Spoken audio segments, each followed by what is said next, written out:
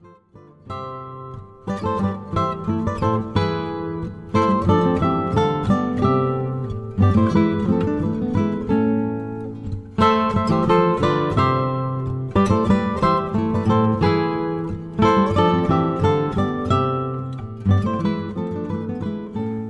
Tudor History and Travel Show is a podcast that brings Tudor history to life by exploring Tudor places and artefacts in the flesh.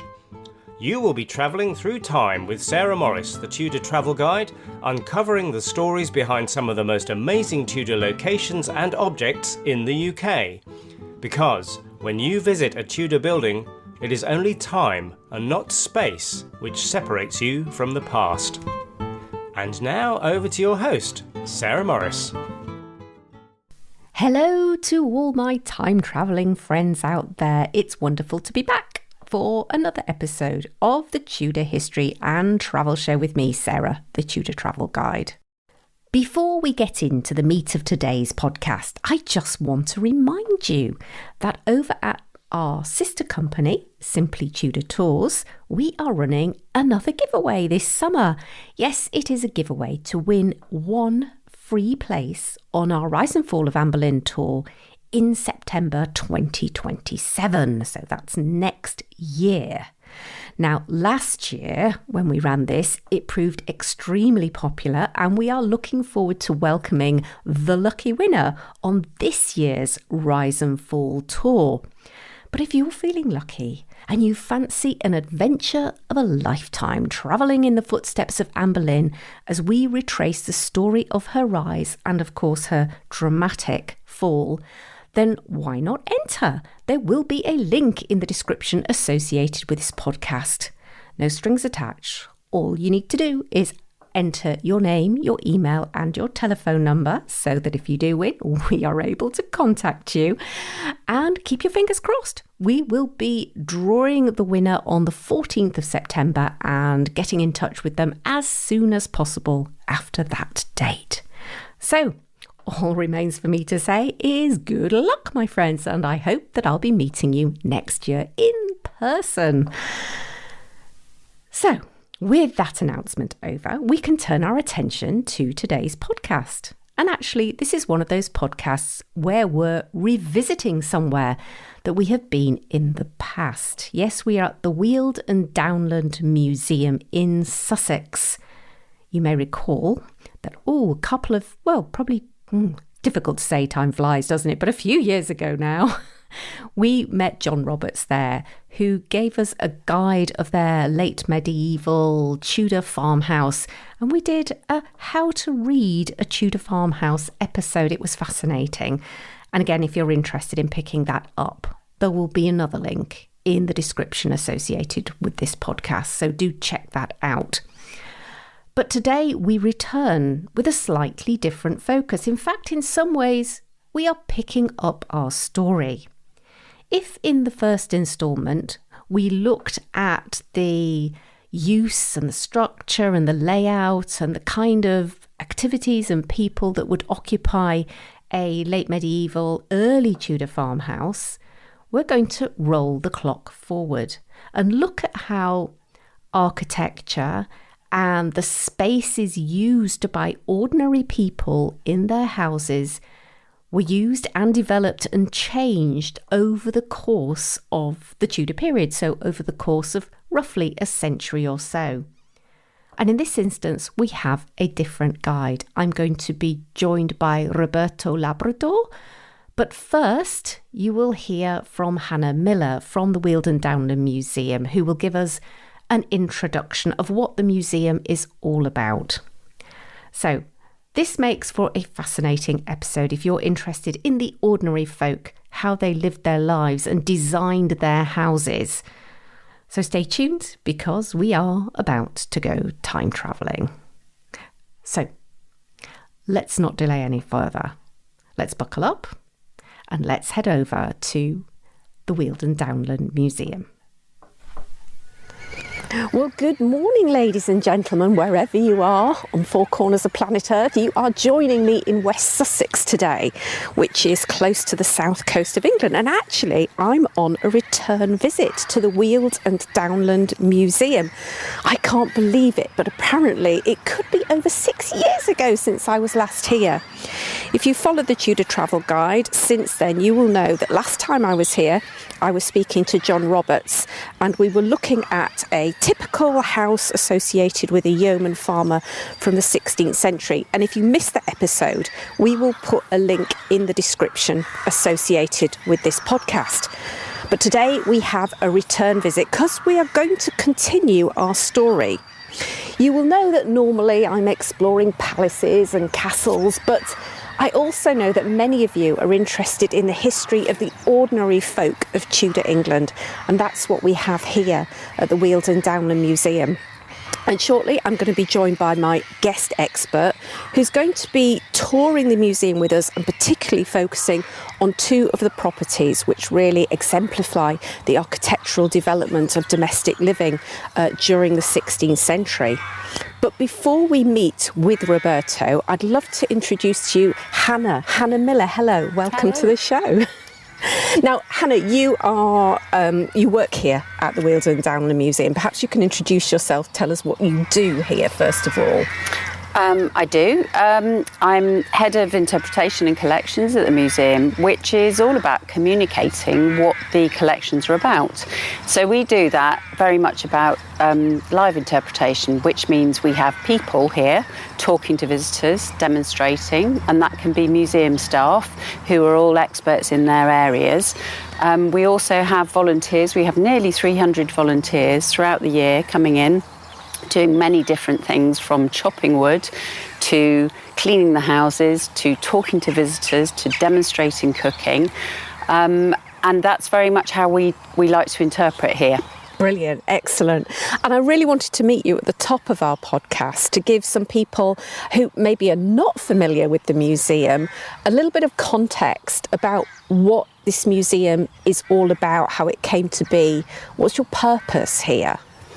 Well, we began in the 60s basically, and it was led by volunteers again, all power to volunteers, I say. We had a gentleman called Roy Armstrong, who was a retired architect, and he was particularly interested in timber frame buildings from the Weald and Downland region, which, if you're not familiar with it, it's down in the south of England, really from below London to the south coast.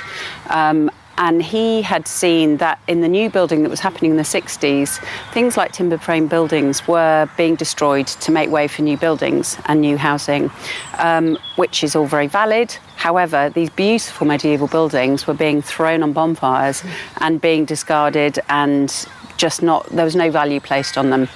He saw the value and he began collecting them basically with the team of volunteers that he got together. In 1970, we opened with some of the buildings that we were able to rescue, and then restoration work happened, and then they were put back up on the site here. So again, things like finding a site to house a museum that is going to be having lots of buildings in, that was a job of work in itself. So that happened in 1970, and then we went to where we are 55 years later, and we've got over 50 buildings now, all rescued and all put back up on this site in context, so people can kind of see what a farmhouse might have looked like. Did it have barns next to it? Did it have any houses up the road? What would it have looked like in the more kind of urban, if you like, market square areas? So you've got medieval townhouses and shops and things like that as well. But we go from an Anglo-Saxon reconstructed building right through to an Edwardian tin tabernacle. So we've got a whole range of different buildings with different functions, from domestic homes and to barns, to sheds, to brick drying sheds, to a bakehouse, all kinds of different buildings. It's a fantastic story, isn't it, of preservation? It really is. Yeah. It really is. There was a big Heartwarming. movement. Yeah, absolutely. There was a big movement in the 60s, 70s. Thank heavens, recognising the buildings that were being destroyed. So we were lucky enough to be able to establish this here back in 1970. And as people can probably tell from the birds nesting in the trees, we are outdoors. It's an outdoor museum, of course. Absolutely. It is. What's the size of the museum here? We've got 40 acres. So we have farming that happens here as part of our interpretation. We have woodlands as well, and so we coppice those. Some, not the whole 17 acres that we have of woodland, but we do coppice a lot of that to produce the firewood that goes into some of our buildings, for example, and creates the wood produce that makes our fences and hurdles and things like that as well.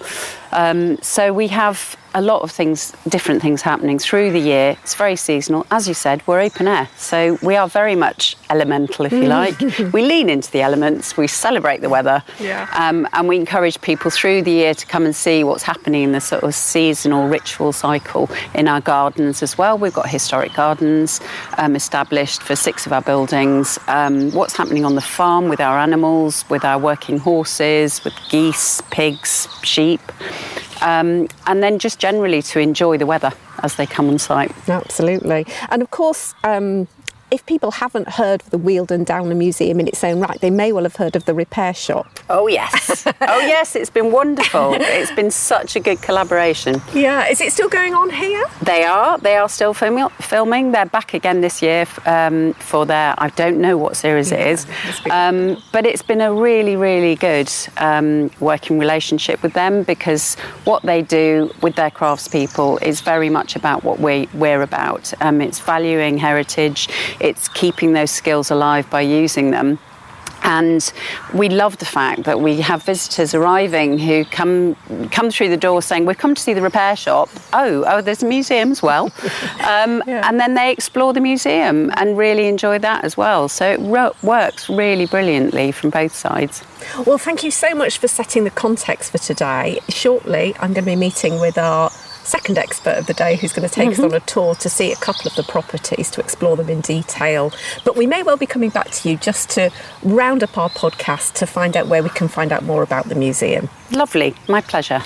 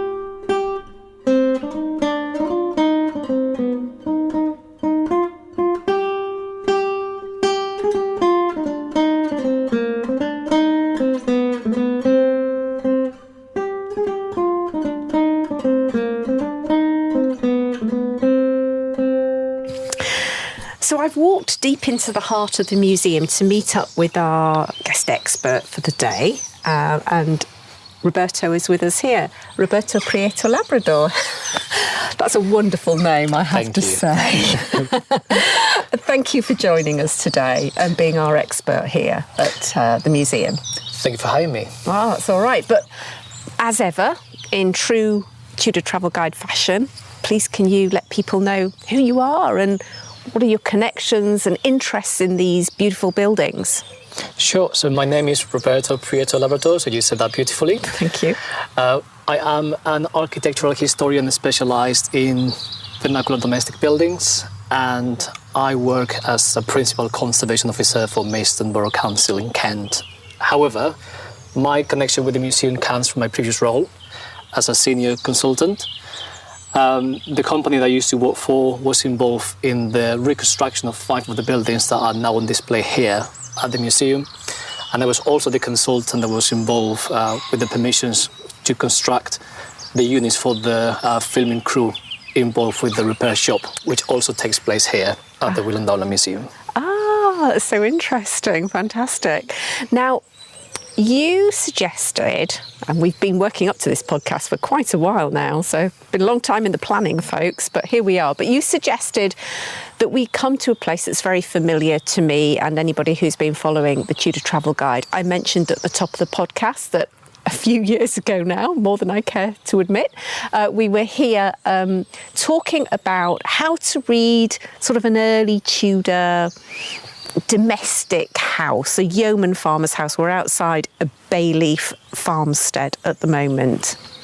You suggested we started here because today's story is going to take us forward in time and show us how architecture developed. Is that right? That's correct, yes. So we're going to start briefly here just as a link with the actual content of the podcast today, because this is pretty much as far buildings went before everything changed, and that's exactly how, that change is what we're going to be talking about today. Yeah. So today, in front of us, we got the classic open hall house that you were talking about in that podcast. I won't say how long ago, no worries. But today we'll just go beyond that and what happened after with those houses. Okay, so would it be just useful to very briefly summarise? You mentioned this is an open hall house. Would it be useful just to summarise when this type of building came into being and how long was it fashionable for before things started to evolve in domestic architecture?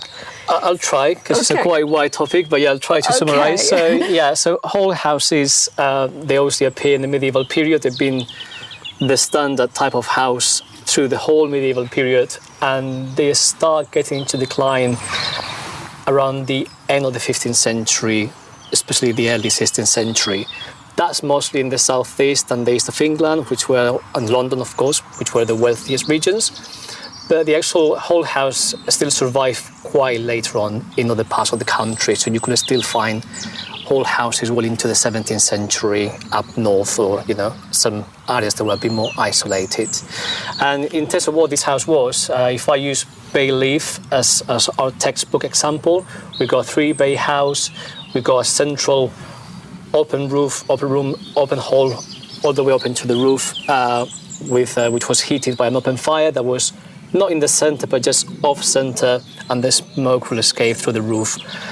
And then we got two bays on either side that were floored, and then you got the accommodation and services of the house. And the life very much happened in that open hall. So. Beautiful. I love the fact that you talk about the fact that architectural advances took longer to get to the north, along with everything else, really. Yeah, it's kind of a fact, yeah. Changes in religion, probably fashion, and the same here is in architecture. That's quite an interesting pattern that I hadn't really thought about before. I mean, it's geography, really. I mean, if you think about, the eastern counties in London, I mean, you have direct contact with the continent and everything, goes to that first, and then it's all like lakes down into the other parts of the country, so... Yeah. Okay, Roberto, so that's a fantastic explanation. Thank you for that. We're going to be moving on literally through time. So where do we need to go next? So we're going to go to Poplar Cottage, which is our textbook example of a transitional house, and I will explain what that means. Can't wait. Let's go. Let's go.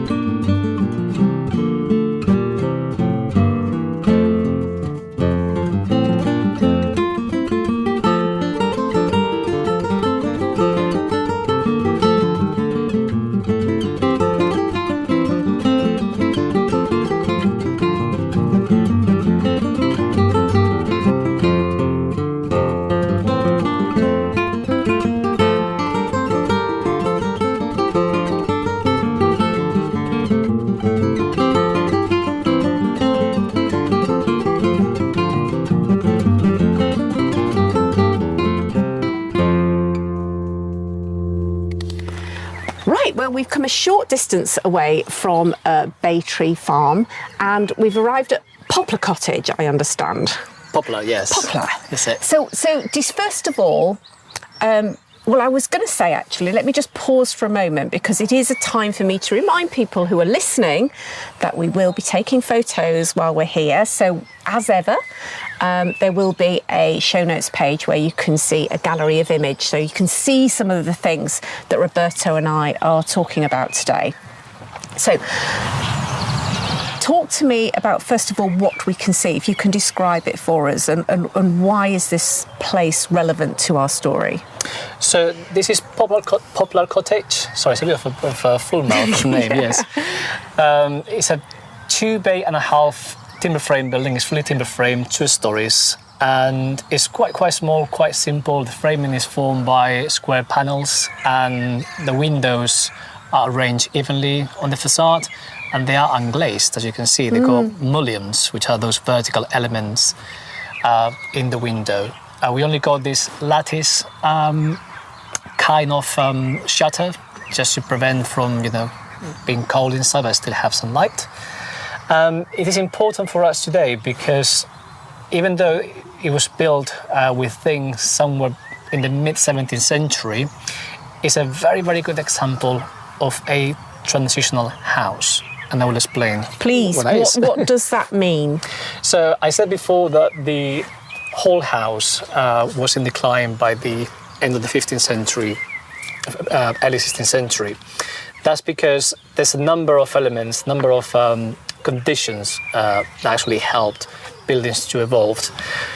We don't really know all of them, and there's no an actual agreement between historians about what those conditions were, but probably we agree that there was a long time of peace. We got finally a dynasty settled in England with Queen Elizabeth. Well, first with the Tudors, with the Tudors, with Henry, then Edward, Mary, and so on.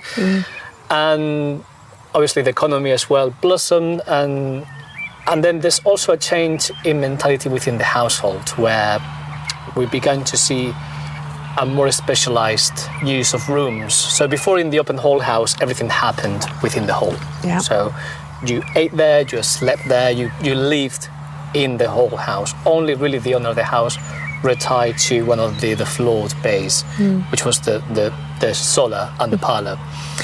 But when the hall began to decline, the house began to get partitioned. And the first element that we encounter is how we can make the house more comfortable by making better use of the heat and have less smoke. So obviously you can imagine the open whole house was really smoky. Yeah, and actually we've just been in it, haven't we? You can smell the smoke when you walk into the hall. Exactly. And the walls are really blackened. Exactly. So it must have got everywhere. Absolutely. You can actually come here in winter during some events and they will have the fire on. And it's a very small fire because obviously for fire regulations and safety.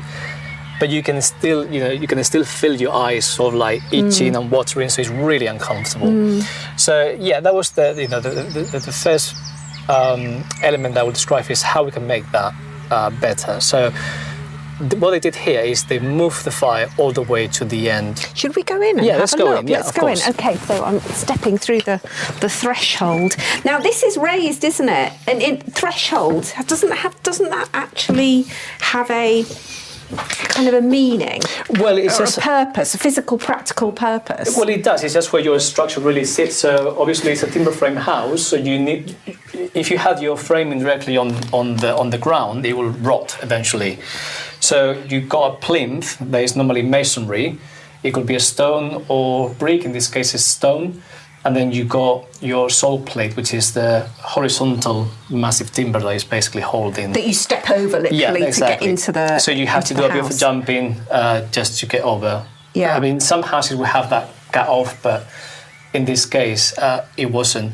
I haven't really explained either, a bit of the context for Poplar because it's quite interesting because it's not your usual house. It's what is called a wasteland cottage. Okay, new term to me. Please explain. So, wasteland cottages were buildings that were basically erected without permission from the manor. So they were illegal houses, just to be blunt. They were normally on the edge of roads, turnpikes, or just outside the commons, the wasteland of the manor. If you were caught, which normally happened because obviously a house suddenly appeared, Yes. then you will be called to the quarter sessions of the manor, and then you'll be either asked to put it down or just to pay a fine, just to make it legal. Sometimes they don't give you that option, and they just say no, it needs to disappear, and if you don't, we'll be fining you endlessly, basically. Okay. So it's like a really early version of the planning system that we got today. It's like a non-permission sort of like house. It's pretty risky though, isn't it, to go down that road for people who, I mean, I think we should stop and just say what kind of person lived here, because I'm thinking they wouldn't have had that much money. No, exactly, and that was the reason. I mean, you got because you got that sort of like time of prosperity during the 16th century. Population also got bigger. And there's not enough houses, and people start building a bit ad hoc, which is what happened here.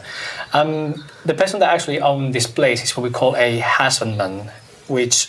Can you spell that? So it's a husband, so husbandman. Okay, yeah. Which is what we call today a labourer, or a person that is like a small trader. So within the social class of the period, if we can say that, yes. It will be not at the very bottom, but it will be definitely on the bottom of the middle class, or what we call the middling sort in this period. I think it might actually be useful. I think we did this on the previous podcast, but actually it might be quite useful just to talk about the social strata status of the Tudor period, right from the people at the bottom to the people at the top. If you could just give us an overview of that, that would be really useful. Sure. So obviously at the very, very bottom, you got people that are kind of outside society, so criminals and that sort of people. And then you got the poor, which normally can be split into the serving poor, which were people that were just poor by casualties and no fault of their own. Then you move into labourers and husbandmen. Then you go into yeomen, and we're already in that sort of like middling sort. And then you pass to squires, gentry, so landed gentry, so the lowest level of the aristocracy, and then from there you move into the nobility, nobility, the king, and so on.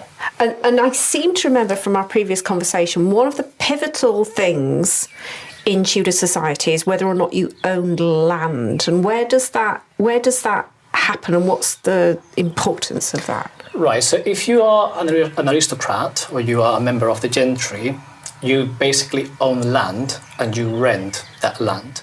So your benefits come from that tenancy. So you don't really work the land yourself. You got people working the land for you, and that's where your income comes from. Yeah. Now, the people of the middling sort, which is pretty much what we'll be talking today with the yeomen and the husbandmen, they were tenants for the manor, and they work the land, but they themselves could actually employ as well servants. And sometimes, even though it wasn't legal, they might sublet properties that they own. Right. And we find that in manorial courts a lot, and in documents where they might say, I live in this house, but I also own this house that is occupied by, blah, blah, blah. So there's definitely a lot of like subletting there. So there's like a lot of, it's like a very flowed sort of like economy, if you like. Yeah. And so, and that transition, I seem to remember from, is it yeoman farmers? Did they own their own land? Was that the difference between a sort of a normal kind of farmer or a... So the yeomen, they don't own the land. They're tenants from the manor. Okay. But they got very long leaseholds, and that tends to sort of like pass into the heirs, even heiresses sometimes, or women sometimes even inherit.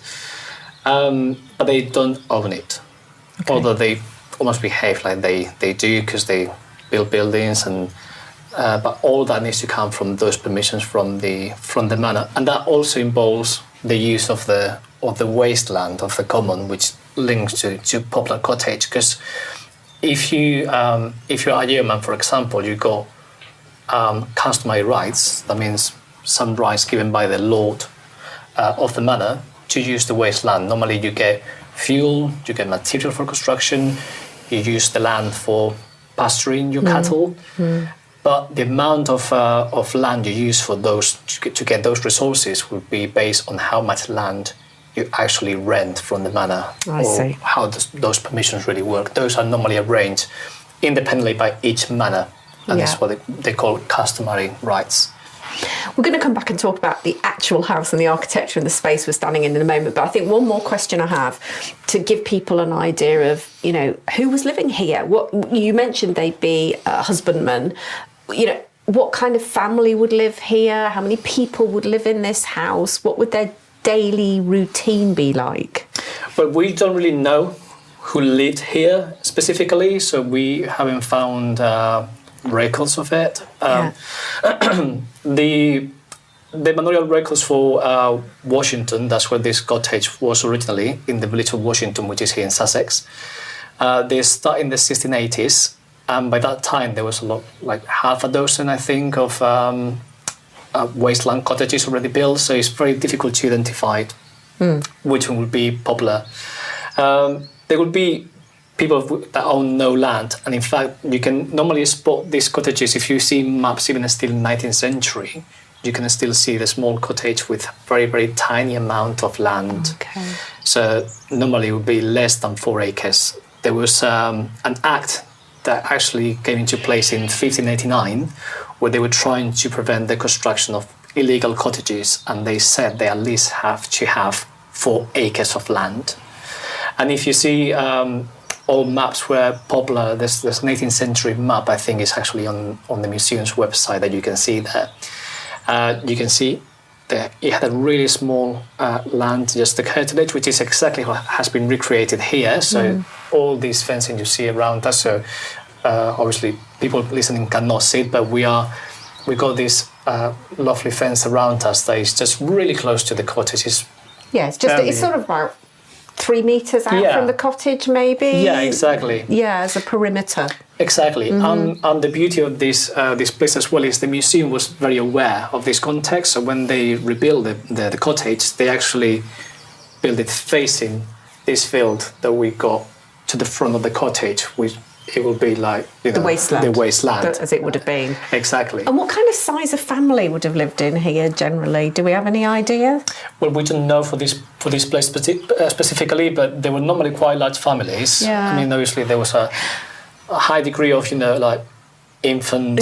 mortality. Exactly. Yeah. But there could be large families, and you will see there's beds pretty much everywhere. And that goes as well, going back to the house and its development, how the building really evolved from that open whole house when everybody was sleeping and eating and living in the whole house. Now we got more partition house and more private house, if you like. So let's talk about the space we're in a little bit. And it might be useful to give people, I know Chris has been taking photos, so there'll be some on that show notes page, but what's kind of the square footage of this house? Because it's small, isn't it? We're just doing a very quick calculation here. We're thinking like 25 foot by 15 to give people an idea. And we've clearly come straight in through the front door and we're in the main sort of sitting room, the fireplace, and anyway, you're the person to explain. Where are we in, and what's important about the features here that distinguish it from the earlier house? So we are now in what will be called the kitchen, most likely. Okay. Which is where obviously there was cooking. We got a hearth, which is the only basically hearth in the house. So we are in the only room that was heated. Now the main difference from the house where the podcast started, Bayleaf, is the fact that we don't have that open space all the way up to the roof. We have actually a room that is being floored over, which means we got a room above us. And obviously by doing that, the fire can no longer be kind of in the middle. It needs to be pushed. And what they did is they pushed the fire to the end of the room and created what we call a smoke bay. So a smoke bay is essentially, as the name says, it's a really narrow bay, maybe 4 or 5 feet, maybe across. Yeah. And very narrow, where basically you got your fire and that remains open to the roof, and it's a way to still have that sort of like in between something which is not really a chimney, but it's not an open hole. Okay, so it's not. I was just about to say, is there a chimney? But there isn't actually a chimney not yet. We yet. haven't got that far. That's right. So Right. that's what we call this a transitional house, because we're in that sort of like transition between the open hole and the moment when we got finally a masonry chimney stack being inserted into the house. Now the thing with the smoke bay, you've got one here that is, again, it's a very, very textbook smoke bay, which, it looks almost like a fireplace, but it's just entirely made of timber. Yeah. Which it will be incredibly dangerous, as you can imagine. Yes. And they used to set fire a lot. Did they? Yes, there's plenty of information in the coroner's reports where houses were constantly being burned, because obviously the pre-masonry chimneys were built of timber, water up, very, very flammable elements. We've got a bit of a stone in the back of the smoke bay. Yeah. But everything else is just timber. So I'm looking up. I've kind of climbed into this smoke bay, and yes, we've got. Here we are. We're both in it now. We've got the stone back wall, but yeah, just looking up, it's just like another bit of open roof, really, isn't it? It's just that it's walled off from the rest of the house. I can see what you mean. There is no chimney. There's just like a little open triangular vent on the side of the house. That's right. So you got a very irregular roof form. You got one end is completely gabled, and that's where that opening that you're describing is at the apex, and the smoke will escape through that. And then the other end is completely hipped, so it doesn't have a gable. And as you say, it's just like a really, really narrow room that goes all the way up, like a really narrow version of the open hall. Yeah. Just to control that. Oh. And there's none here, but sometimes you can still, when you find remnants of a smoke bay, you can still find hooks where meat will be hanging and they will getting smoked. Smoked meat. Yeah, exactly. And you can still identify these features when you go to a house, even though a chimney has been inserted, because when you go up, you will find 3 or 4 rafters that are completely blackened. You might be lucky and still find the 2 closed trusses, so the 2 sections of wall that form the smoke bay is still there, are completely blackened. And that will be the clue for us to know that was a smoke it's really bay. interesting. I've never. I didn't know these existed, and I've certainly never stood in one before. So that's a first for me. You can find them in pretty much every form and colour, and in this case, it's just been pushed by the end of the building, because it's obviously a very small house. But when you got a house like Bayleaf that's been converted from an open hall house into something like this, you might find the smoke bay happen just in the middle of the house, just at the end of the open hall, and you still got your floor base on either side. Yeah. And then going a bit ahead, during this transitional period, it's kind of like a melting pot of different houses and typologies.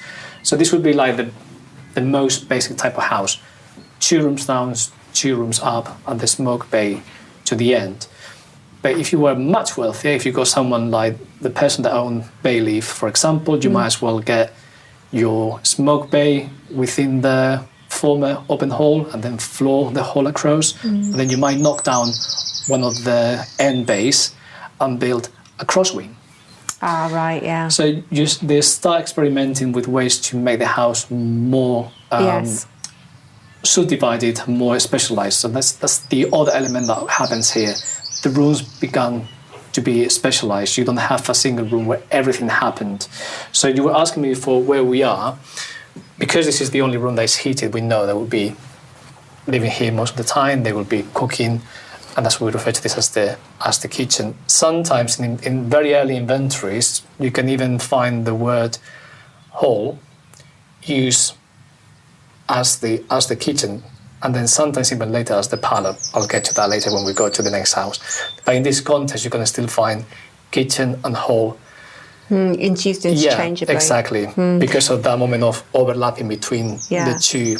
And What's interesting to me, you're talking about putting in ceilings and subdividing halls. I mean, of course, you've got that, of course, in the high status houses as well. I'm thinking of Heather with its original great hall that was full height and the floor was put in and you get a long gallery put in. So it's just a more posh version, isn't it, of what's going on here? It is.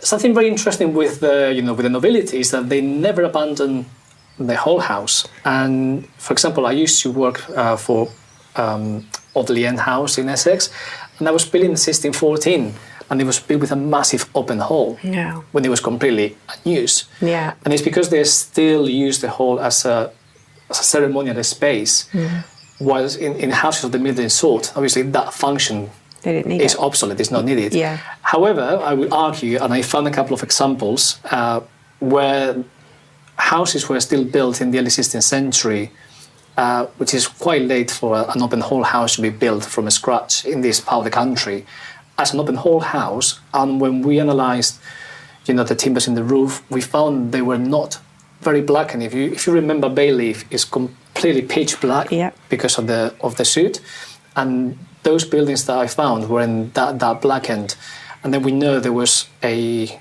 smoke bay or a chimney inserted not much later, and that made me think that those houses were maybe still used in some sort of like ceremonial way.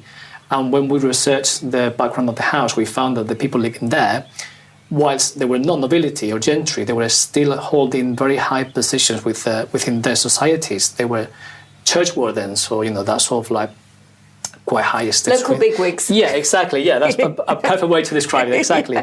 So they were probably still having that reference of what nobility was doing by having the hall still kept as a later. It's like a status symbol, exactly. Isn't it? More as a feature than actually as a usable space as such. Yeah.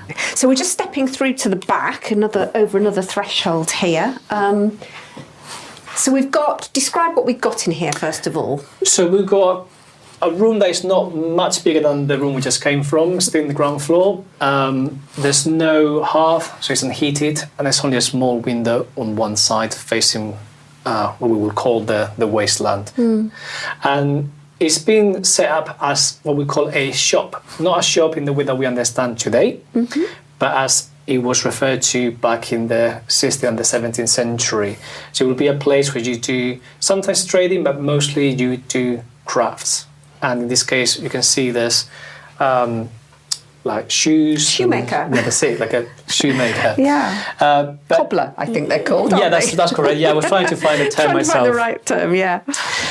So you can see they got all the tools here on the wall, the hammers and everything, just to make the shoes and they're called shoe trees, I think. The actual molds for the trees. Yeah, and the leather for the upper parts of the. That's right. But we know that in most cases this used to be a service space, and in inventories normally these service spaces, even though they were obviously less mixed than the open hall, they're still kind of multifunctional. So they might be for storage, and we see that with the pots we got there. They might do in some craftsmanship with the shoes, but then they might also have beds or mattresses that might be just put down here when they go to sleep. That will obviously depends of how big your family was. Yes. Or not in this case because it's a very small place, but if you actually have servants, then your servants will probably sleep here. Yeah, and you would sleep upstairs, I guess. Yeah, that's correct. So it's really essential stuff only, isn't it, really? Yes. And that doesn't really go. I mean, it's related to the actual social class of the person living here as a husbandman, but if you actually read inventories of yeomen, that they will be wealthier. Yes, they might have more stuff in the inventory, but in terms of how rudimental they wouldn't be too different. Maybe the quality would be better, obviously, but it wouldn't be much different. We don't have at this point still many comfortable furniture, so we have like stools and chairs, but not really cushions. Yes, it's really basic. It's very basic, rustic yes, and basic stuff. And I guess upstairs then is where we need to go for the sleeping quarters. Is that right? That's correct. Yeah. So we go stairs just on the side of the smoke bay. Up the stairs.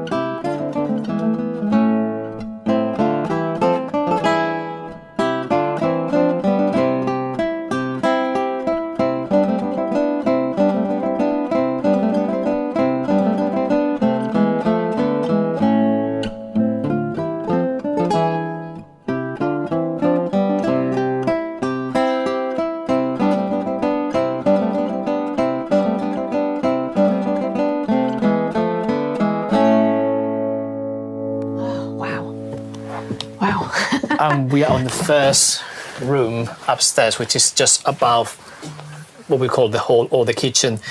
These are referred in inventories as chambers, Right.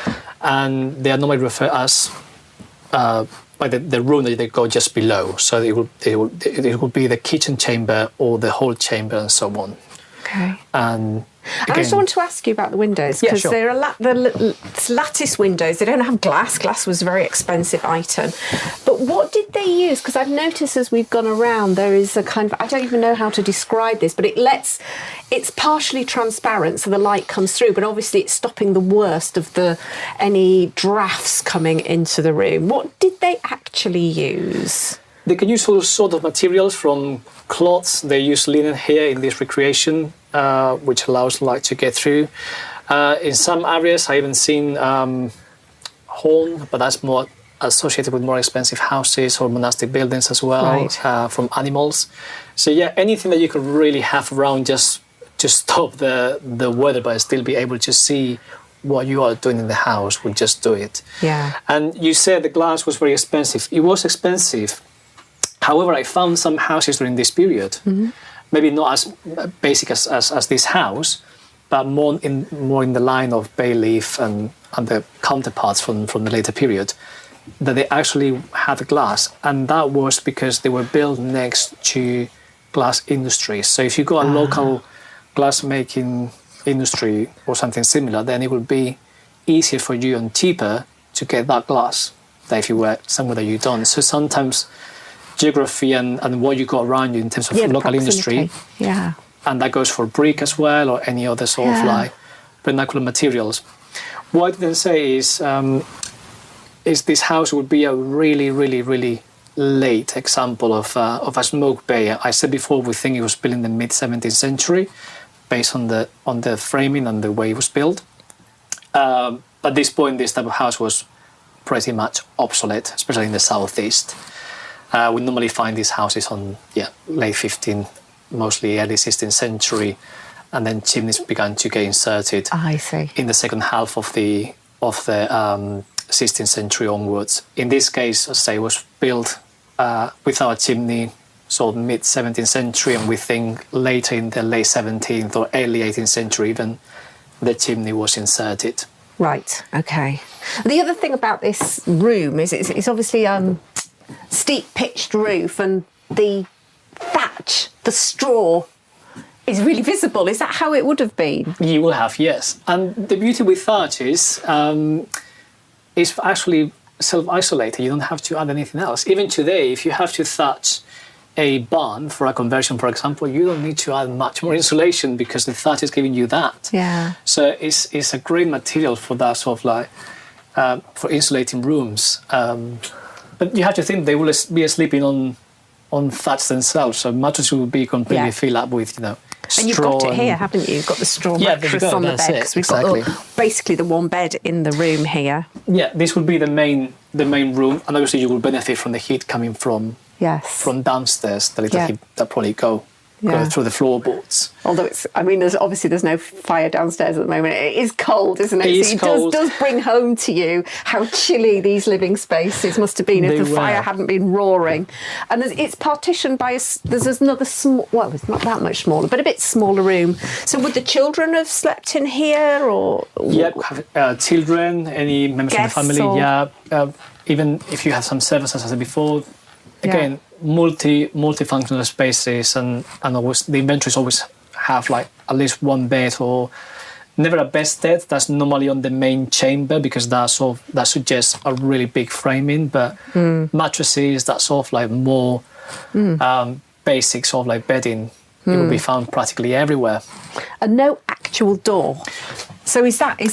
Would that have been like this? Because there's not a lot of privacy, is there? No, and that goes again with that idea that I was describing, although there's a bit of evidence here that maybe there was some sort of door. Yes, possibly here, rudimentary door, yeah. But yeah, the idea of privacy as we understand it today didn't really exist. No. And that goes for everything. I mean, if you imagine you got children, you're a couple, and you're going to have more children. Yeah. I mean, this is what it is. Yeah. So, people really had a complete idea about privacy, family life, It's quite hard. sexual life as well, even, you know. Yeah, it's quite hard for us to get our head around, isn't it? It's really difficult, and yeah, I think I like to say that the Victorians are responsible of that.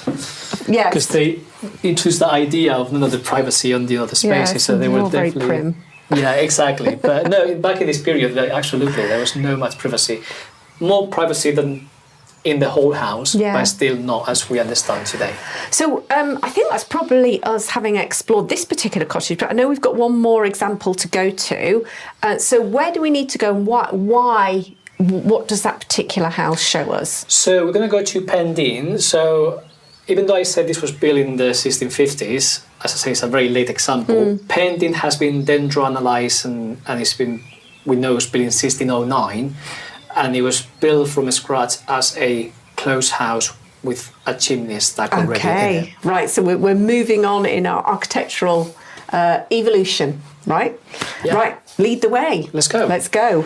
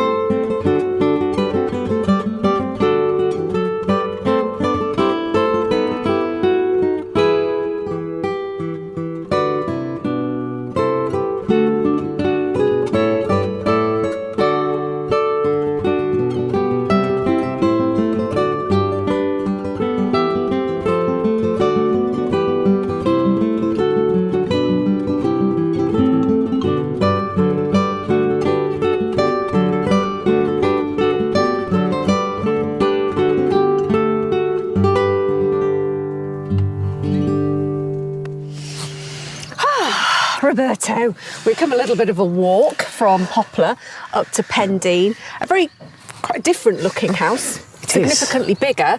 Maybe you could describe for everybody what we're seeing from the outside and how it differs significantly from the last cottage we were at. So socially, we are closer here to Bayleaf House than we were to Poplar Cottage. So it's more of it was a yeoman's house. We know from that dendro analysis that it was built in 1609. Right. So it's an early 17th century house, and it's what we call a closed house. That means it's a house that was built from the outset with a chimney stack, so no open hall or not sort of like transition elements, just built with a central chimney stack, made of brick in this case. It's complete timber frame as a house. It has 4 bays. I think it's 4 bays. Mm-hmm. The main difference is the ground floor doesn't have wattle and daub, which was the panel infill for both Bayleaf and for Poplar Cottage. In this case, we got actually brick. It's what we call brick noggin, which is what we call that sort of infill in between the timber framing. Right. But the upper floor has still the wattle and daub.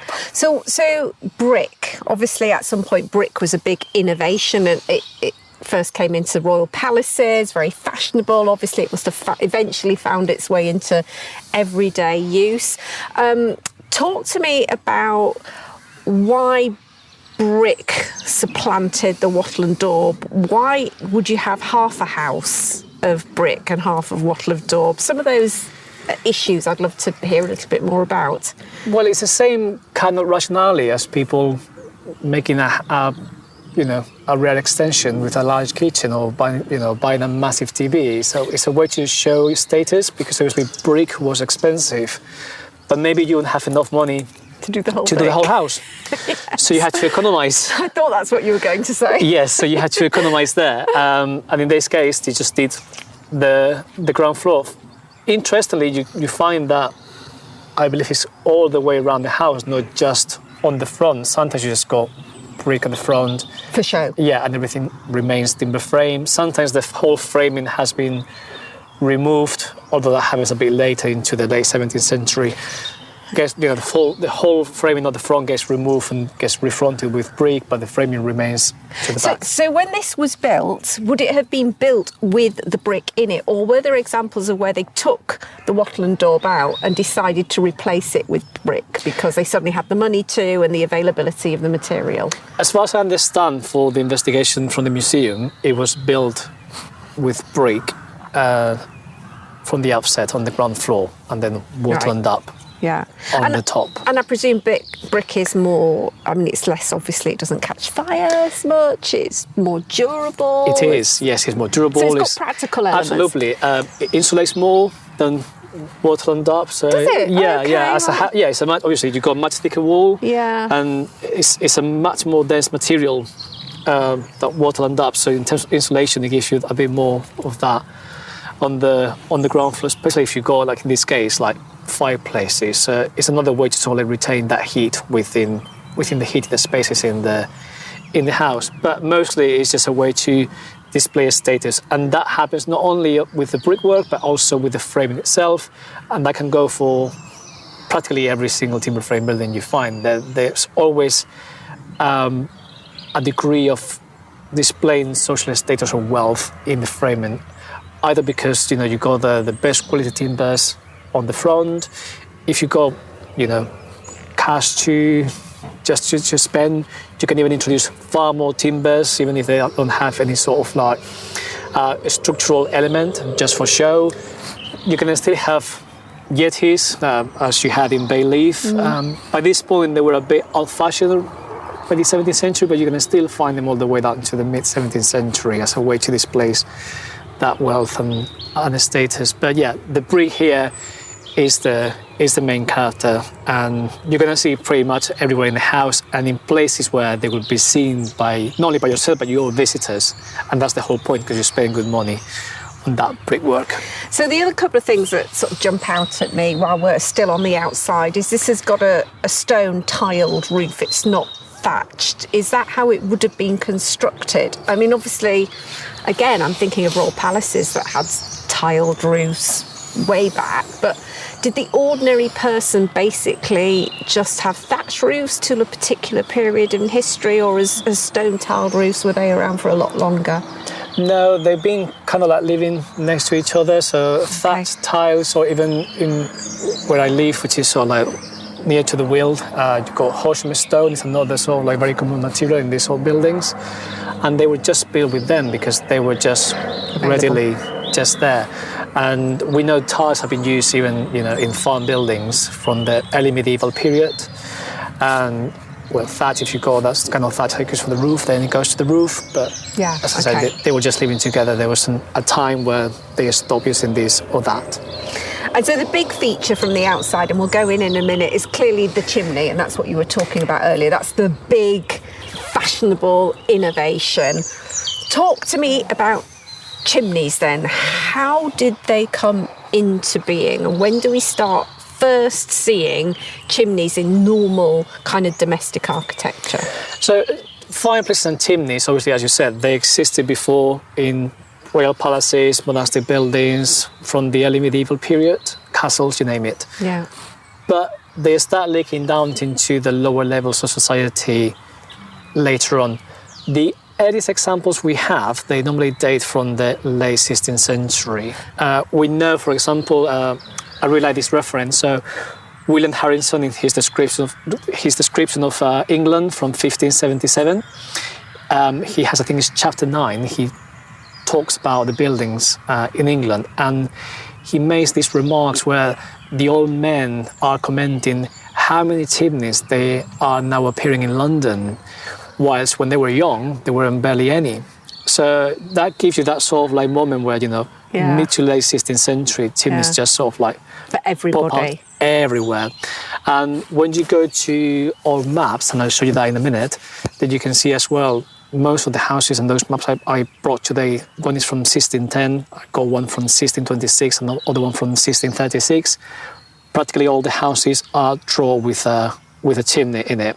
Of course, these maps are not always 100% accurate, and the houses are drawn a bit, speculatively. However, if you took the body to draw the chimneys, most likely the building had already a chimney in it. So we know that by this time, when Pendeen was built, it was a quite common feature in this level of society, and they appear at the same time as the smoke bay appears. So they're normally identified as the end of that transition, but they overlap each other, and you can have buildings that maybe have a smoke bay in one room and then a chimney in a different room that has a more social element, like a parlour. So what made chimneys suddenly become available to everybody? Was it the material got a lot cheaper?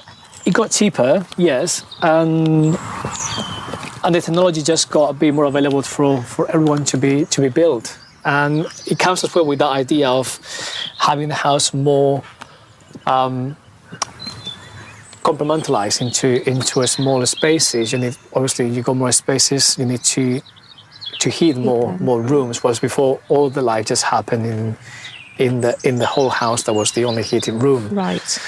So should we go inside? Yeah, absolutely. And I presume the other feature then is, as you were saying, this house has more spaces associated with it. Again, we're getting that increasing level of a little bit more privacy, maybe? Yeah, that's right. And mostly the specialised rooms as well, they come mostly for like service rooms. So before that, most of the activities would just happen within the same room or within the same couple of rooms.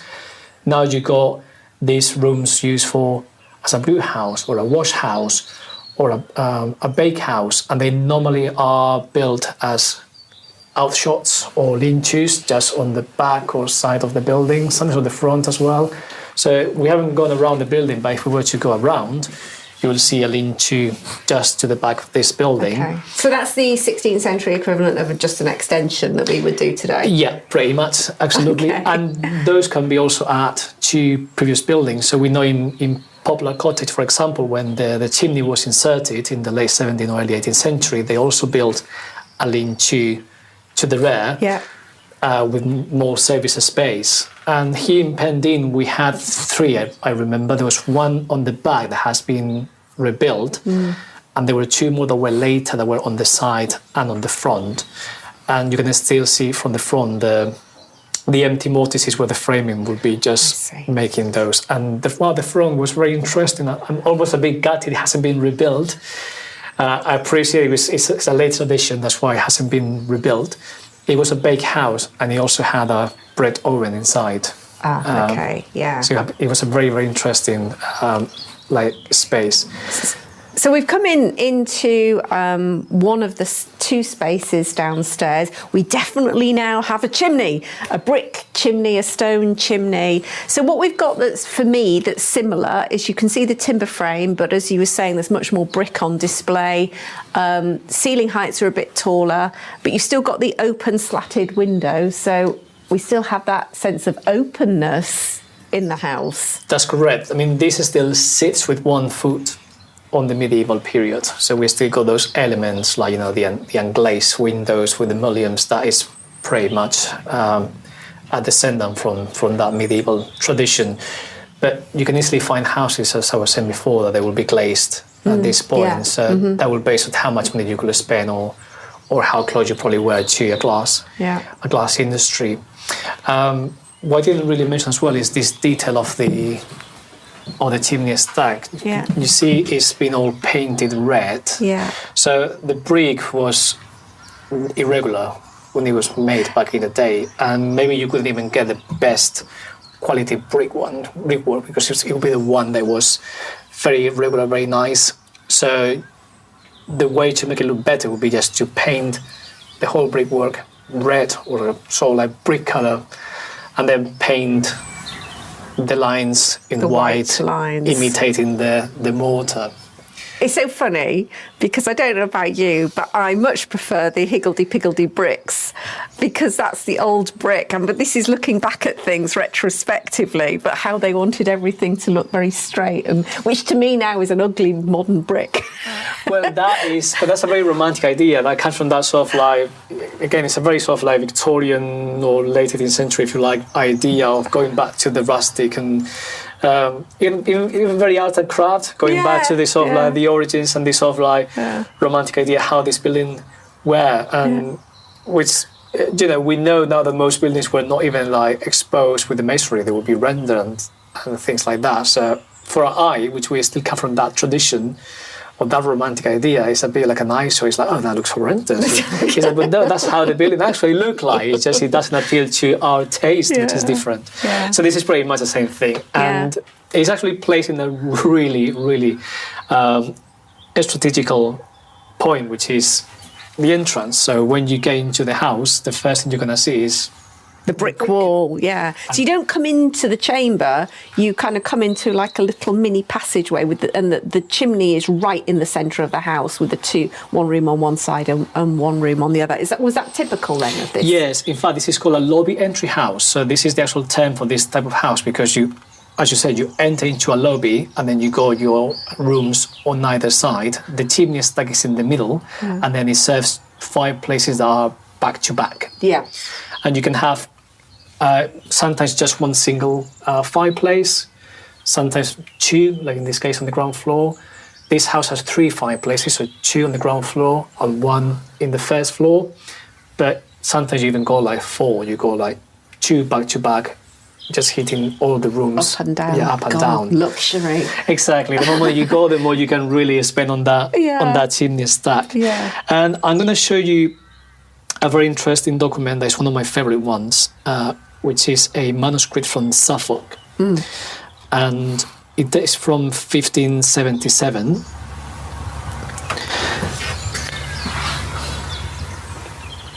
And it basically shows a floor plan of a lobby entry house that was to be built in Suffolk. And can we include that on our show notes page? Of course. That would be great. So you'll see an image of that, dear listeners, and this is what Roberto's just explaining to us now. So just for the listeners, just to know what we're looking at, so it's a manuscript document and it has a ground floor plan of a house that essentially has the same plan form as Pendeen. So you got this lobby entrance with the chimney stack in the middle, back-to-back fireplaces, side rooms, and a third room on the side that was unheated.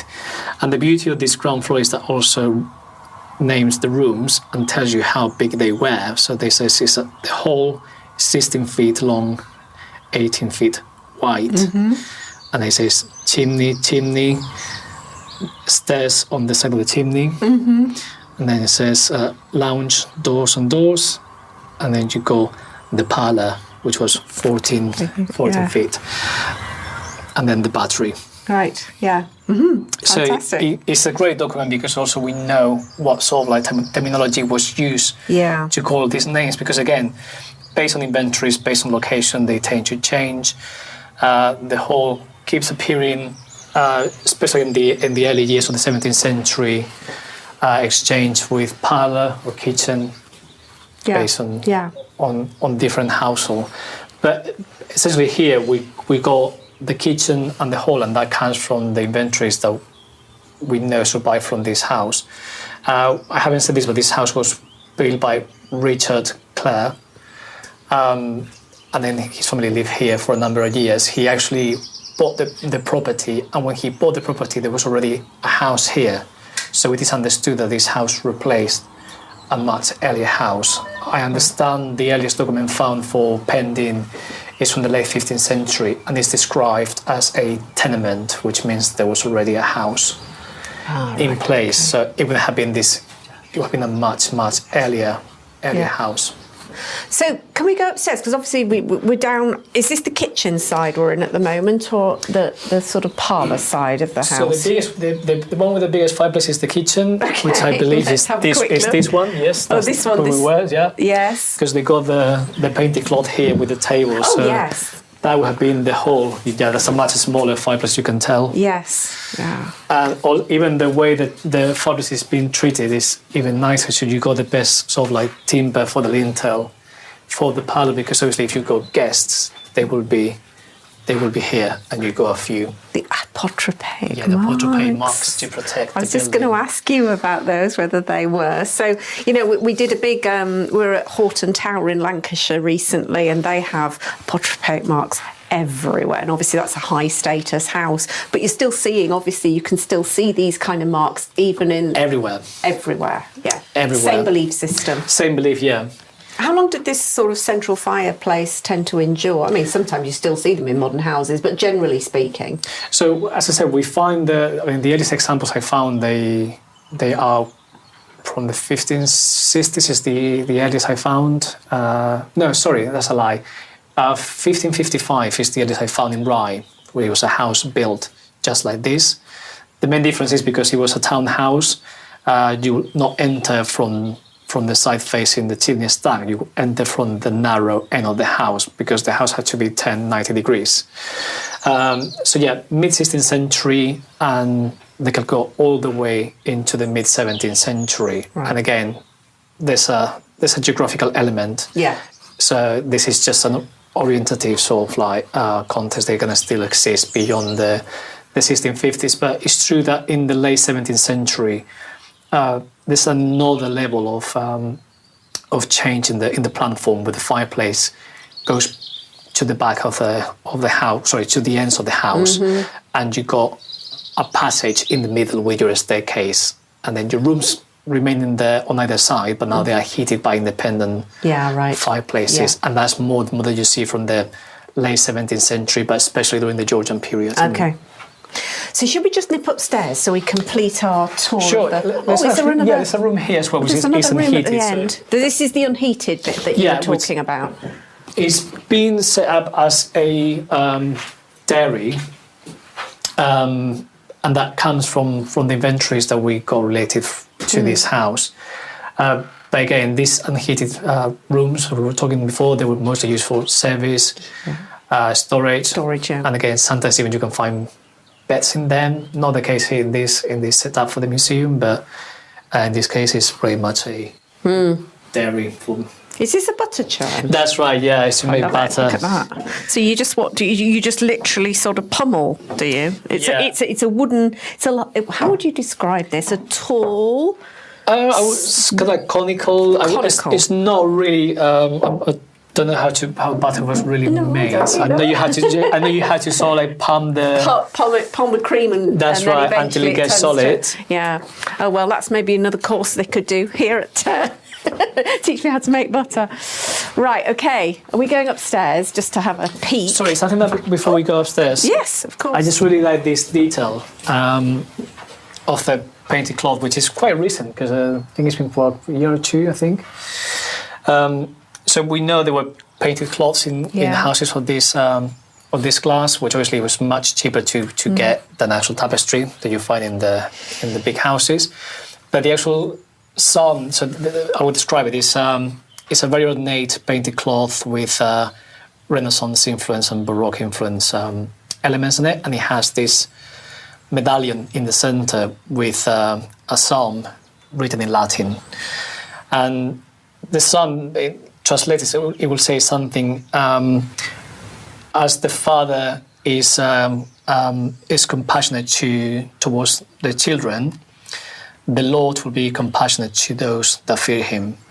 And that actually illustrates the hierarchy of the household very well, because the house in this moment was understood it was referred as a little commonwealth or even as a little church. And it was very patriarchal in most cases, so the idea of the father would act as I said, that element where he was the God figure, the power figure, and he should be feared, but he will also show that compassion. So I thought it's a very good detail from the museum to bring that here in that context of the household. Yeah. So it's referring to God, but it's also referring to the secular nature of the patriarch. Of the head of the household, yes. Yeah, nice. Right. So let's passing back through in the kitchen, and Another little staircase tucked in the corner to take us up to the first floor.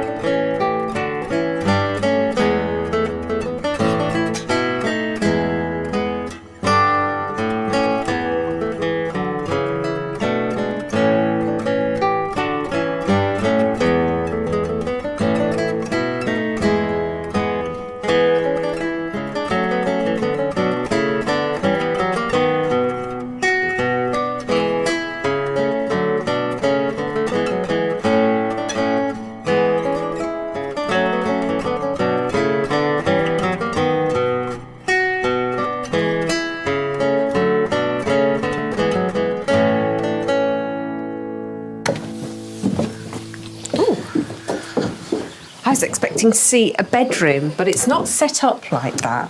No, it's set up as another service room with more storage. And for me, the most important element of this room is this, which I will describe what it is for the listeners. So you have the wall that will basically separate in this room for the rest of the walls, for the rest of the rooms, and it's a full timber frame wall, and there's a cupboard being built within the frame. And you got this cupboard door that when you open it, you see the chimney stack inside, and there's a hole and a lot of like soot that has been coming from it. This is a smoking cabinet. So you will put your meat inside, you will close the door, and then the smoke for the chimney will just come through that hole, and it will fill the whole cabinet with the smoke. I've never seen one of those before. That's fascinating. So it's not very big, is it? But I guess there would be hooks up there. That's and right, you just hang your meat from it. What a clever device. And then you can see the hole going through into the chimney stack. So we'll get a photo of that. So that, excellent. It's all done. That's really clever. It's fantastic. Yeah, I only seen once, apart from the museum, there's only seen this feature in the building because obviously they get blocked up and they're difficult to spot. But there was one that you can still see this arrangement of the double timber, which will indicate the shape of the opening. Right. Okay. Yeah. But yeah, they're difficult to spot. It's quite rare. The most common would be just to get hooks inside the chimney stack and because hang them in the fireplace. That's right. Basically. Just put them in the smoke bay, just to get inside the ingle nook of the chimney stack, and then just hang it from there. Yeah. Great. And then a very low door. I guess this was just necessitated because of the ceiling required this. Yes. Yeah. You really have to duck down to get through. They weren't that small. Yeah, they're not that small. Into the bedroom. Yeah, so bedrooms, I should say. There's a couple here, isn't there? It's fantastic, this one. So we've got the bigger bedroom with the four-poster sort of style bed here. And then a much smaller one for children, I guess? Yeah, children, yeah. In this case, you would likely have like servants or labourers just working in the farm with you, and they will be employed. Sometimes there was also like seasonal, so they will just come here, sleep for a few months, they will just go to different farms. So again, it's the idea of using the space quite multifunctional. So how many I know you probably don't know exactly, but how many people might sleep up here? With family, children, labourers, servants? That's a difficult question, actually. Most of the family will be sleeping upstairs, even within the same room, because you sometimes got these... like truckle beds. That's right, that come from below the bedstead. And again, it's the idea that, yes, there were privacy, but not privacy as we understand it today. So... But yeah, the whole family will just live here. Yeah. And again, we were just mentioned before that these rooms were normally named after the room that they go below. So this will be the whole chamber, because we're just about the whole or the parlour. See. Oh, that's interesting. And it's the best room in the house. So normally it would be either above the hall or the equivalent, the parlour, and it was heated as well. So I was going to say, we have a fireplace in the bedroom. Exactly, that gives you that level of status within that room. Yeah. And this is the only bed that has like a proper framing. It's what we call a bedstead. Yeah. And that appears in documents. And they were so valuable that they used to be left as part of the will. So you find that in wills constantly, where the best goes to my wife or to my daughter or my son. So it's always one of the elements that tend to go through wills, together with pewter elements as well. Brass was very valuable, and windows as well. And I have another image that I will show you and read for you, which I think you'll find very interesting, which is from a will. And again, I'll pass you that so you can put that. And it says, "Item, my will and mine is that all the glass of the windows of my now dwelling house or shall be at the time of my decease shall not be taken or accompanied as movables, but shall continue and remain to my said house as standards to the only and proper use of the heirs of me, the said Thomas Turner." Oh, great. So that goes with inventories, because inventories, they're great because they tend to sort of like mention the name of the room, although not always all the rooms, but most of them.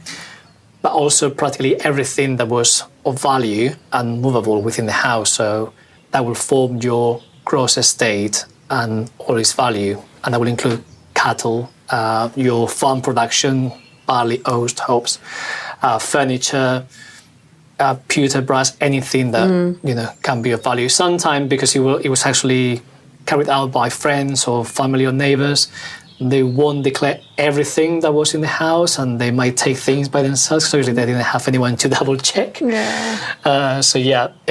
There's always a degree of speculation with inventories, because, as I said, there's no every single room named and not every single item.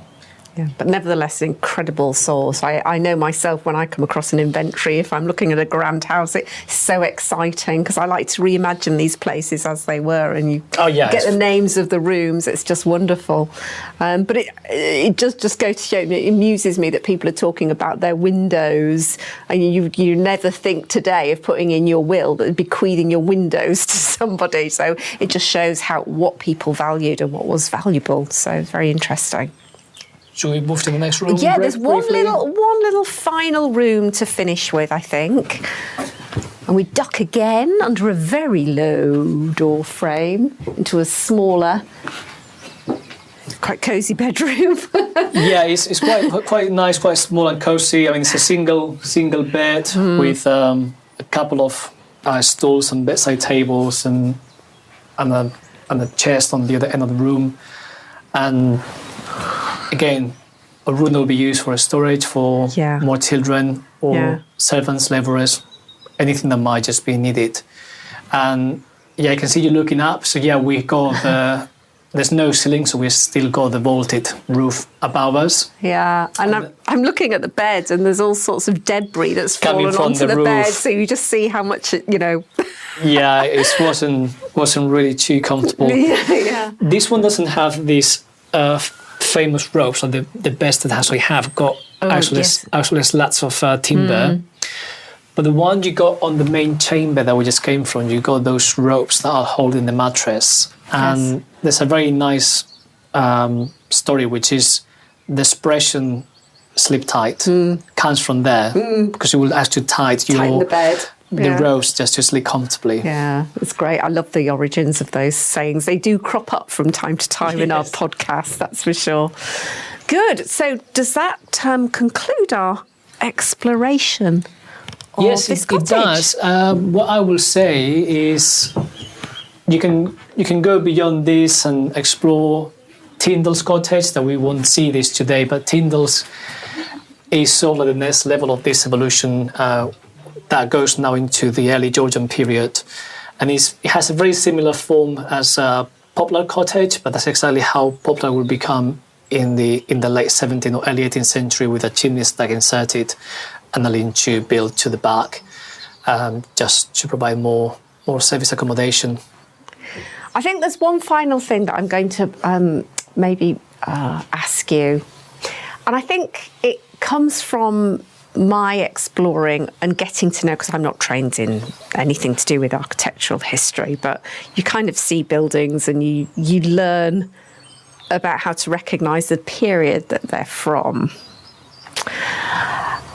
And I think it'd be quite nice maybe for our listeners to know, what would they need to look out for to help them date a building? I sometimes, members of my family go, "Oh, what date do you think it is, Sarah?" How do people, what would you say are the absolutely key things to look out for that distinguish a medieval house from a sort of Tudor house and maybe from a kind of Jacobean sort of period onwards? That's a tricky question because there's not an actual direct answer, I'm afraid. I will say if you got access to the roof space, you might need to be a bit cheeky and say, "Can I go to your loft?" That will give you the clearest cue, because the moment you see any blackening on the timbers, that will give you that suggestion this was at some point open. It has an open fire, or maybe a smoke bay, based on how many rafters are actually blackened. The roof structure itself will tell you as well the period, and that can be a bit tricky to identify. Obviously, the medieval roof truss, by definition, is the crown post, which is the one you see in bay leaf, which is essentially a vertical post with curved braces coming from it. Just imagine a sort of like palm tree, so to speak, and then that will have a collar, which is a horizontal timber on top of that post that will connect to the rafters. I see. And they will have another timber crossing across. That will be the purling. So that's one of the earliest sort of like type of roof forms that they start getting overlapping with the kind of truss we see here, which is a queen truss, which essentially you go your tie beam, which is the horizontal beam that goes from one wall to the other one, at eave level, and then you go two vertical stats, and then you got another horizontal timber that forms the collar, and that connects to the purlings on either side that support the rafters. And those were normally identified with more like 16th and 17th century, but we know now, thanks to dendro analysis and very intensive research, that we can find that even in the medieval period, overlapping with the crown post. Okay. And again, there's a geographical sort of like element. But yeah, you can find those elements. Sometimes you can still see in timber frame buildings where mullion windows were. So later windows, they need to be inserted inside existing windows. So it's as simple as taking the mullions off and getting the glass window in. Yeah. So sometimes you can still see these diamond shape holes on the top or the bottom of your window frame. That means that was definitely a mullion window. There will be a glaze, so that will be obviously not later, most likely than 1650 if you are in the southeast. It was a pretty unfair question, really, because houses are evolving all the time, and just like we do today, people do upgrades, and there's, as you've all pointed out so beautifully today, there's different parts of geographic locations that could determine, so there's lots of different factors here. But nevertheless, I seem to now be thinking you need to get into the roof, really. The roof is what touches you the most, definitely. Obviously, then you get onto some elements that are more, if you can go to the roof, because you're not being invited to. You can see elements, for example, like chamfer stops, which is that lovely carving elements. I can show that downstairs. Oh, let's go downstairs. Yes, show me what that is. Oh, make a bend right now. So what are you showing me? So we call those chamfer stops. Right. So literally you got the chamfer, which is this cut on the corner of the bridging beam. The bridging beam is the main timber in a ceiling. In this case, you don't have any chamfers decorating the joists, which are the smaller elements of the ceiling. But if you were more wealthy or you spend a bit more money, you have your carpenter to also chamfer those timbers. So it's a way to decorate the building and again display that status. So chamfer stops really change through different periods. Again, it's difficult sometimes because they tend to overlap, and then also they change geographically. But you can identify roughly like three types really, which is I would say two types, just to make it a bit more simple. The curved step chamfer stop, that you will probably find that in Bayleaf, and that was quite fashionable all the way up to the mid, almost 16th century, a bit earlier, depends on the region, or a bit later as well. And then you got the one that's called the lamb tongue chamfer stop, or Oji chamfer stop, which is the one we got here, which it has a bit more of a shape. This one is slightly curvy, it's still quite close to the curved one. And the lamb tongue chamfer stop that gets more increasingly popular from the late 16th century all the way into the 17th century. By the late 17th century, they got a bit out of fashion because they were covering timbers. They didn't bother to chamfer timbers. When they do quite rudimentarily. So yeah, they began to disappear. So maybe we can get a picture of the other type when we go back down through. Yeah, definitely. This is for the ultra nerdy. Yeah, I mean, and this is really broadly speaking. I've definitely learned something new there. Yeah, there's a really good book and a really good website written by Andy Moy. He has done a lot of like dendroanalysis in houses, mostly in Surrey, and he managed to sort of like put a time frame for these sort of like really niche features based on what he found through dendroanalysis. So that's for the people who want to do really deep dives into architecture. But thank you for that. No problem. So I think we've come to the end of our exploration today. Yeah, the only thing I will say is, of course, these buildings are, as I said before, kind of like textbooks buildings, and they're fantastic to give that sort of information. But in reality, they came in all forms and colours, and as I said before, during that transition period, there you will find that they evolve into have cross wings, more fireplaces to the side, to the back, not only in the centre. So obviously, the wealthier you were, the more you could spend on your building. You might, not only convert your open hall, but maybe just knock down half of the building and extend, or just like happened in Pendeen, just knock the medieval house and then build again. From the reuse some of the timbers, because we know some of the timbers actually are reclaimed. So there's a lot of recycling elements always involved in these houses. Mm-hmm. Never from ships, or at least that's a myth. There's only one building that we know comes from a ship, and that's I don't know if I'm going to pronounce this correctly, so I apologise if I don't. It's called Chesapeake Mill. It's in Hampshire, and it dates from 1820, when timbers in the UK were scattering and difficult to find for construction. That was built partly from an American ship.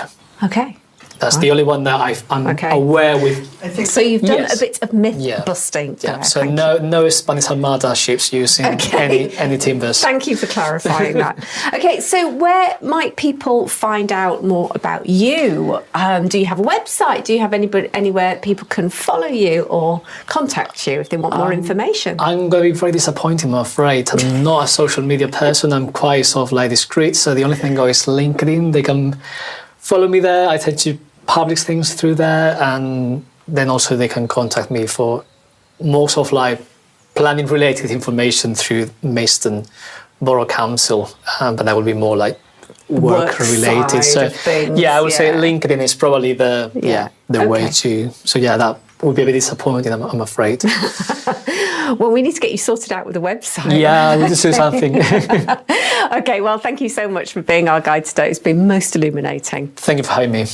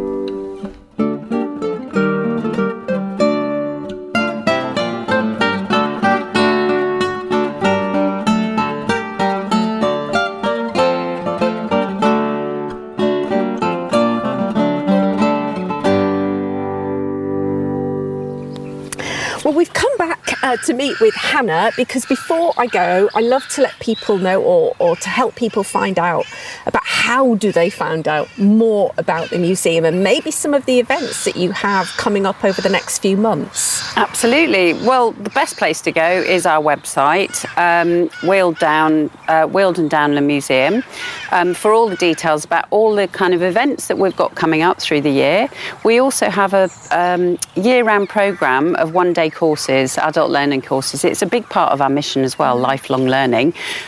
So we have events and activities for general visitors all year round, including sort of living history events that we've got coming up over the summer particularly. The War of the Three Kingdoms, which is a living history group who are creating a Civil War reenactment group who are coming in, and they'll be here for the weekend. But we also have Lammas Day celebrations. Lammas Day isn't something that we really celebrate nowadays, but it was a very big celebration in the medieval times on the 1st of August. So over that weekend we'll have another group coming in, but we also have our MSc courses as well running through the year as well. So if you have a look on our website, you'll see all kinds of different events happening through the year. What kind of courses do you have? And where can I sign up? Well, we have everything from making a longbow up to MSc timber framing, which again, we have a preschool session as well. So people like to come along with their children or their grandchildren to that as well. But if you have a look on the website, it's got all the details. You can learn how to plough, you can learn how to make a longbow, you can learn how to do baking. There's lots of different courses like that through the year here. So sounds fabulous. Yeah. I'm now regretting that I've just moved to West Wales and you're 5 hours away. Do come back. Anyway, thank you so much for hosting us today, and great. I do recommend to people, it's a fabulous museum. It's kind of unique, I think, and so if you have any interest in history, and particularly architectural history, this is the place to come and visit. So thank you again. Thank you. Well, as ever, that's a massive thank you to our expert guest today, Roberto-Labrador. It was such a fun day exploring these two properties with him and learning more, as ever, as I always do when I do these podcasts, and I hope you did too. And of course, I'd also like to thank Hannah and the Weald and Downland Museum for hosting this visit. So next month we change tack completely. We're back in Wales, just over the border from England in Monmouthshire, and we are exploring a place called Tretower Court, which is another intriguing and actually really rather beautiful property from the Tudor period, but made even more interesting because standing next to it is the ruins of the original medieval castle. This is a place with some fantastic and memorable stories to tell. And I fell in love with it when I first went just a couple of years ago. So I'm thrilled to be able to bring you next month's podcast. So do stay tuned for that. But until then, I hope you have a wonderful rest of the summer. We've got another month or so to go before autumn arrives. So make the most of it. So many events happening all over the UK at the moment as we make the most of this lovely, dry, sunny weather that we're having at present. So before I go, just a quick reminder, don't forget to enter our giveaway if you haven't yet already and fancy finding yourself on an adventure in time next autumn, next September, as we follow the rise and fall of Anne Boleyn. You could be the lucky winner. Again, the link is in the description associated with this podcast. Okay, good luck, my friends, and I will see you on the road again soon.